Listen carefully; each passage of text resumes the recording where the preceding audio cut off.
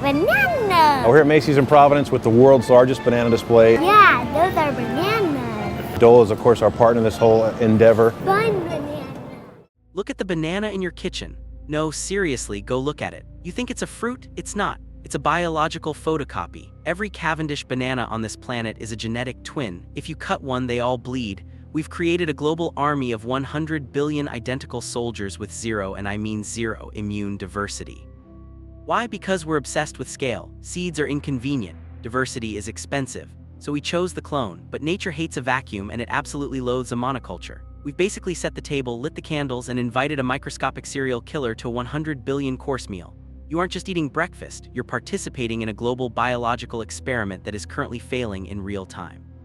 The banana isn't a category of fruit anymore. It's a single, massive yellow target. Banana flavored Oreo.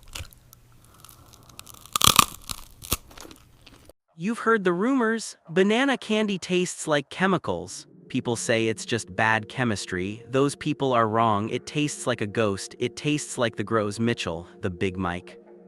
Before 1950, Big Mike was the king. He was bigger, tougher, and didn't bruise if you looked at him funny. He was the reason the United Fruit Company basically ran Central America like a private fiefdom.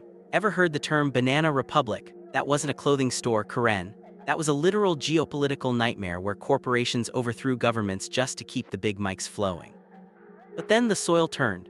A fungus called Fusarium oxysporum, the OG Panama disease, started liquefying Big Mike's roots. It was a plant holocaust. By 1960, the Big Mike was commercially dead. We had to pivot. Did we learn our lesson? Did we say maybe we should grow different types of bananas? No, we found the Cavendish. It tasted worse, it bruised easily, but it was immune to the old fungus.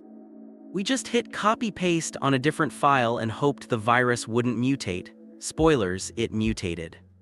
Enter TR4, Tropical Race 4. This isn't just a fungus, it's a biological horror movie. It doesn't just kill the plant, it salts the Earth's the entire region. Once TR4 touches a plantation, that land is cursed for 30 to 40 years. You can't spray it away, you can't burn it out. It hit Taiwan first, decimated. Then it hopped to Australia. Then it crossed the ocean to the Middle East and Africa.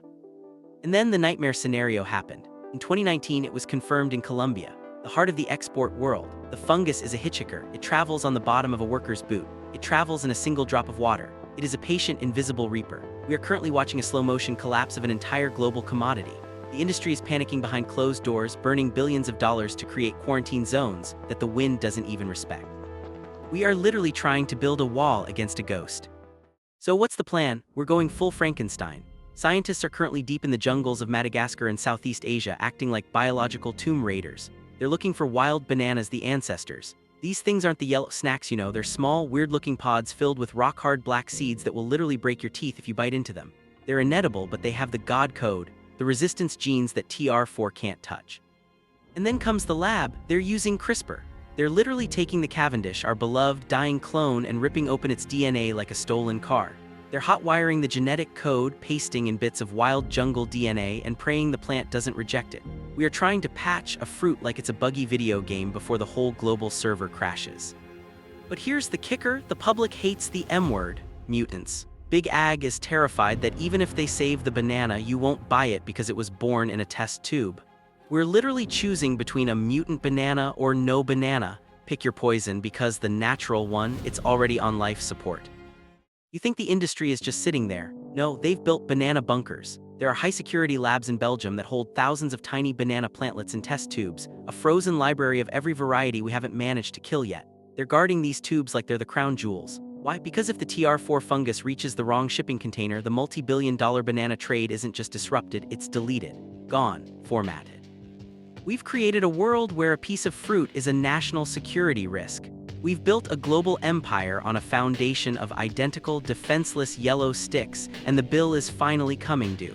The CEO of Chiquita probably has nightmares about a single clod of dirty dirt on a worker's boot, and he should. And that's the deal. We're living on a planet where a single clump of dirt on a tourist's boot can trigger a multi-billion-dollar food collapse. Sleep well tonight knowing that our entire global food supply is basically a giant Jenga tower and the wind is picking up.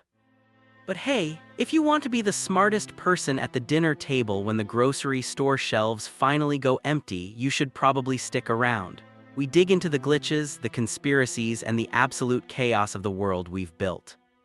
Hit that subscribe button and ring the bell, not because I want the numbers, but because when the next unpatchable biological disaster drops, you're going to want to know why your favorite everything is suddenly missing.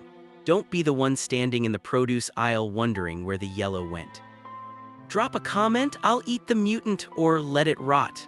Let me know where you stand in the Great Banana War. Until next time, stay paranoid and maybe buy some seeds, real ones.